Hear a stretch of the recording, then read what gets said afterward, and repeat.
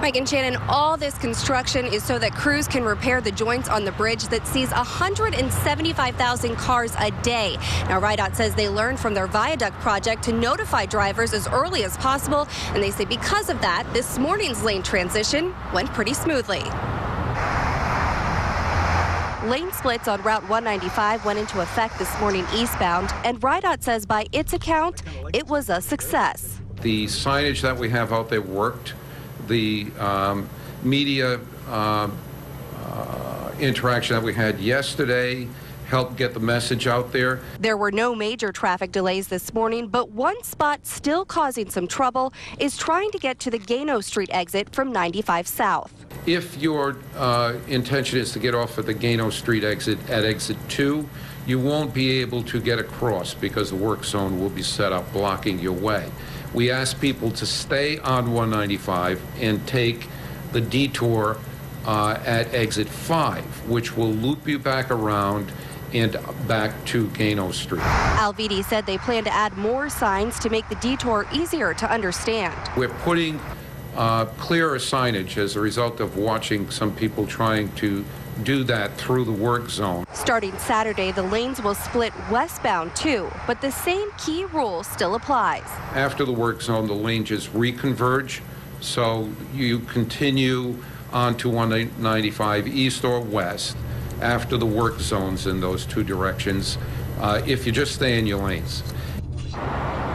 So if you remember only one thing, stay in your lane. And as you can see tonight, despite the usual rush hour traffic, things moving pretty smoothly. Now, these traffic patterns will stay in effect for the next 2 weeks, and then they'll change again. Coming up tonight at 6, where the project goes from here and what drivers can expect moving forward. Live with the Providence Mobile Newsroom, Abby Burke, Eyewitness News. Eyewitness News reporter Abby Burke joins us live to tell us why today's traffic changes will likely change again as the project continues. Abby? Well, Mike and Shannon, the joints need to be repaired across the entire bridge. So just as you're getting used to these lane shifts, they'll shift again every 2 weeks, in fact. But RIDOT says the same general rule will apply throughout the entire project. Though the splits may change, the train of thought should not. Stay in your lanes. RIDOT Director Peter Alviti says every 2 weeks, crews will need to shift which lane they are working on. So the splits will look a little different, but it'll be the same kind of rule. All of the lanes will reconverge after the work zone, so if everybody stays in their lanes, even on those switches, everything should go smoothly. Exit 2 to Gano Street from southbound 95 will continue to be blocked throughout the project, but drivers can take exit 5 and loop back around. We're putting some additional signage up that basically says that.